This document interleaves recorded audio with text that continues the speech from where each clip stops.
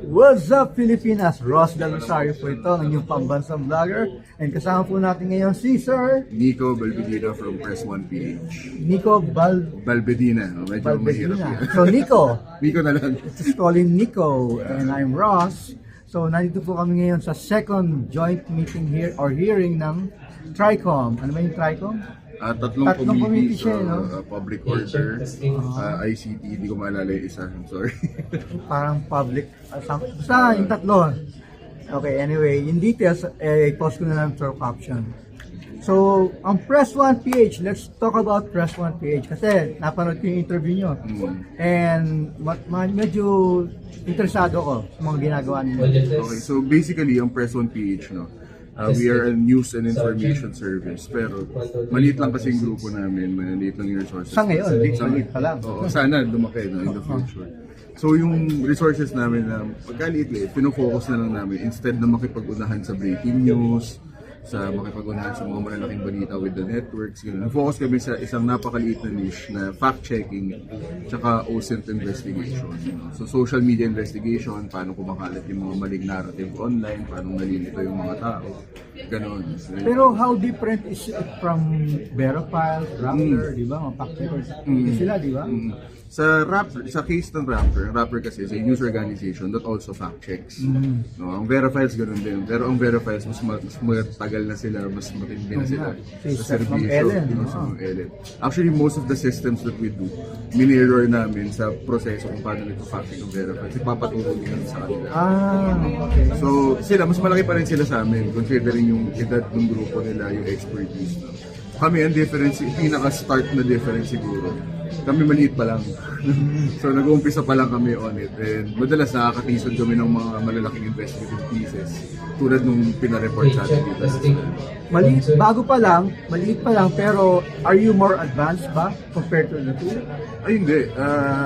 I'd say na we're squaring up. Na, alam mo yung medyo umaabot kami pero sa ngayon di ko alam kung masasabi ko kung mapapantayan namin sila ever. So you're saying they're better sa ngayon? Sa ngayon, no, I would say na mas alam nila, hindi naman mas alam, like, mas advanced sila. No? Kasi nauna sila sa amin eh. Mas advanced on the system or yung technology ba? Ano ba sinasabi natin? Perhaps both, the system and the technology, yes.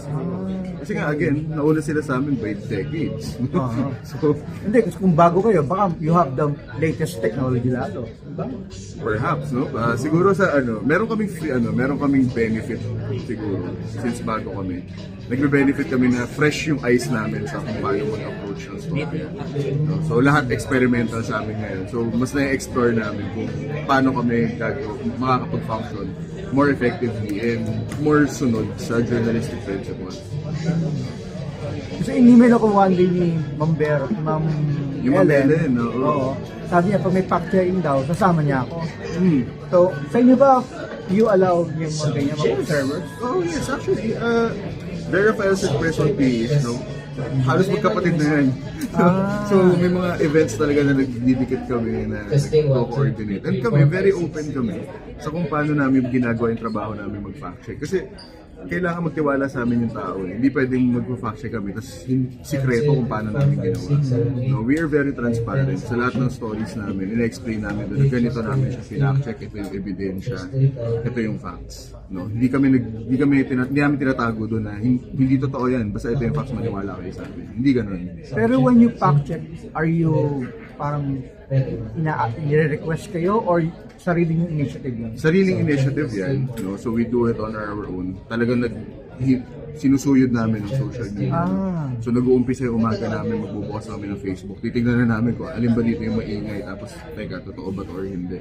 Pero we are also open, no? So yung Facebook page namin, yung TikTok, yung Twitter, and everything else. Pwede kayo mag-message doon. No? Kunyari, may nakita ko yung post online na teka, parang hindi totoo to. Padala ko nga sa Press 1 to, baka kaya nilang i-fact. Open kami sa ganun. So are you doing that for free or meron? Yes, wala tayong service. No? Again, journalism should be free. No? Oo nga. Pero how are you earning? How are you operating your, yung operations na paano mo itutuloy-tuloy. So, meron kaming may ads tayo. So, meron tayong YouTube channel, may podcast tayo. So sa monetization pa rin. So may subscribe, may ano tawag dito. Meron naman tayong ibang forms of how to earn. Pero right now, ang point talaga namin is to get the message across. We hopefully we make profit out of it. Pero sa ngayon talaga hindi kami profit. Talagang we're doing this for the truth talaga. So para pala kayong content creator kasi you produce mga output na nagre-relate lang kayo sa mga sabi niyo monetization. Ganun ba? Or meron kayong meron talagang sponsor sa inyo para Hindi kasi ako hindi ako savvy pagdating sa financial side kasi again hati-hati yan, may mga responsibilities naman. So sa inyo sir, ano ang pinaka-responsibility niyo? I am the multimedia editor and the researcher for Press One. So more on the technical Technical and writing pa rin. So as an editor, so I also write, I also edit. So more on writing kayo sir. Pero do you do videos din? Yes, so meron tayong TikTok channel doon. Nagpa-fact check din tayo doon. Meron tayong YouTube, may podcast tayo. Tapos naglalabas tayo ng explainer videos tungkol sa mga ibang bagay-bagay, tungkol sa issues sa West Philippine Sea, tungkol sa fact-checking, mga ganung bagay. So marami tayong ginagawa. May graphics department tayo, which I also head. Kasi syempre yung news stories natin, hindi naman pwedeng storya lang. Dapat may graphics yun for the common man. So, ganun tayo. So mas active kayo on what social media platform? Well, we try our best talaga to focus on Facebook kasi halos lahat ng Pilipino nasa Facebook. Pero we also keep YouTube, Twitter, and TikTok active. So you have 3 social media? YouTube, TikTok, Facebook, Twitter, 4. apat. Okay. Hindi pa kami nagve-venture out sa Instagram. So at the moment, which one is more popular?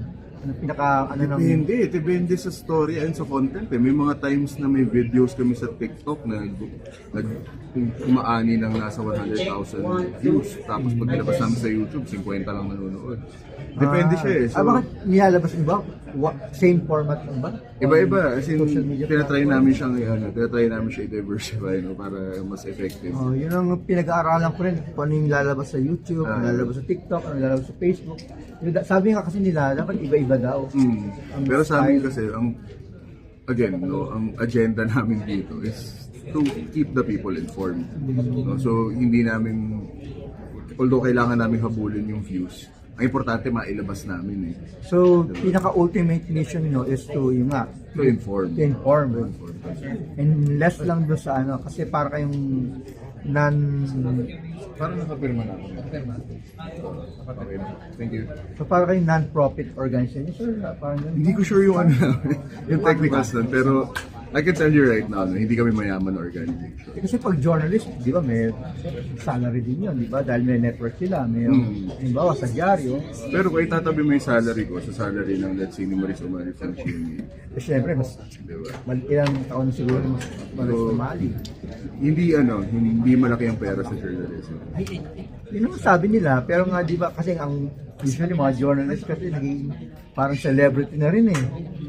Di ba? Siguro, we can say that. Nagkakaroon na rin ng mga endorsement. Hindi maganda yun, I think. Hindi lahat. Tingnan mo si Salamat. Atom. Di ba? Sila Kim Atienza. Si Ato Manolio, may endorsement ba? Oo, di ba? Hindi ako sure.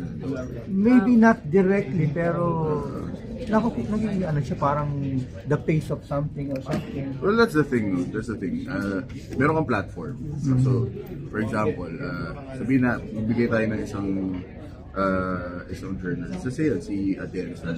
Meron siyang platform. So, he can choose however to use it. Pero again, ang responsible way of doing it, mas gamitin mo yung platform mo for the better. Diba? So, let's say, kunyari ako, hindi naman ako sikat, hindi naman ako malaking tao. Pero given the... Dito po sa tabi ko, dito siya. Sa ano po? Sa vlogger? Dito po. Nakikwentuhan lang kami. Nagkukwentuhan na kami. Pero anyway, so... Gagawin mo ba ako ng name, sir? Opo. So anyway, yun na nga. I'm not a famous person. I'd say Soon na to be meron- famous. Ewan ko.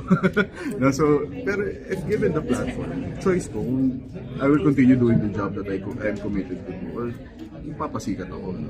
And I think doon ako sa ginagawa ko ngayon. So, again, wag nating i-brush ng isang napakalaking broad stroke lahat ng journalist. Dahil may isang journalist na mayaman, lahat ng journalist i-assume na natin na mapera. Oo. Hindi magandang gano'n. Ganun na talaga. Oo. Hindi magandang gano'n. Kasi the same way na lahat, kunyari, for example, may isang vlogger na malaki na yung kinikita from his channel. Hindi ibig sabihin na lahat ng may YouTube channel, kumikita. Correct. Oo, like me, hindi ako kumikita. So, kailangan tayo doon. Kailangan clear tayo na hindi lahat ng experiences pare-pareho. Oo. Kasi parang I share your same sentiments na ayoko rin nagpapabayad. So, naglalabas din ako ng balita na hindi siya paid. So, parang ganun din. Ang pinaka-goal ko talaga is to inform. So, same with what you're doing, parang ganun din. Yun ang mas preference ko. Parang kasing hindi ko gusto yung i-invite ka, then they will just pay you to say these good things about a product or something, a person. I mean, if it's good, edi, go ahead. Diba? If you agree with what Diba? you're If totoo. gonna say, If totoo. Diba? Kasi you can both, two people can agree on the wrong thing. Diba? pwede yun. Pero pag you're gonna say something na against your sarili mong di ba, belief or perception, hindi ako pwede yun. Yun. Kaya sir, soon, kasikat kayo. Again, wala tayong plano. So, how do you see yourself 5 years from now? Siguro, well, marami. Ewan ko paano ko sasabihin. Parang Hindi ko alam kung anong gagawin parang ko. job application. Oo, hindi ko alam kung anong dinner ko mamaya eh. Pero, again, sa akin, gawin lang natin yung trabaho natin. Fact check lang tayo ng mag-fact check, magsabi tayo ng totoo. Okay na ako dun eh. Okay na ako sa ganun. Kasi at least nagagawa ko na maayos ng work ko. Ang tanong, meron ba opening sa inyo? Again, wala kaming resources, so wala kaming pambayad. Hindi, ang gusto ko lang ma-observe lang kayo, makita ko yung ginagawa Pero nyo. nag-ano kami, open kami for interns. No? Marami kaming mga interns. Kasi, So pag interns, mga younger yan. mga diba? estudyante. Kasi karamihan sa amin sa Press One, mga member ng academe, so mga professors, ganyan. So yung pagtrabaho na ginagawa namin, yun din yung tinuturo sa USP. Ganun. So, very academic yung approach namin sa pag-fact check. So, tumatanggap kami ng mga estudyante na gusto mag-OJT. Especially mga journalism. Journalism students, communication. Mass communication. Parang sa UP, pinalitan na yung mass communication, di ba? Media and communications na yata I pangalan. think so. Yung course na yun. Or ng department na yun. Hindi na mass. Hindi na. Kasi kailangan may specializations na ata. So sir, pinaka-last question ko. Ano sa tingin niyo sir ang pinaka future ng Press1.ph? Ano pa yung binabalak niyong gawing developments or improvements on your service? Ano ba? Meron ba kayong wish list? Sa amin, again, hopefully, mag-continue lang yung services namin. Napakasaya na namin. Yung masigurado lang na hindi kami magsasara. So far ba, how many kayo sa company?